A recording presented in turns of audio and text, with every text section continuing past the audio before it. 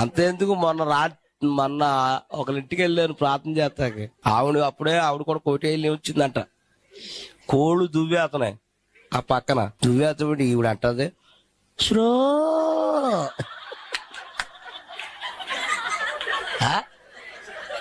అయ్యో బాబోయ్.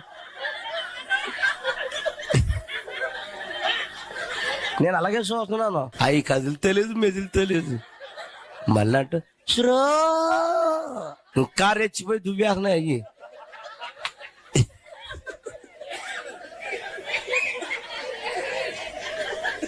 అప్పుడు స్లో అంటే వెళ్తాయి. అప్పుడు నేను లేచి ఏంటి స్లో,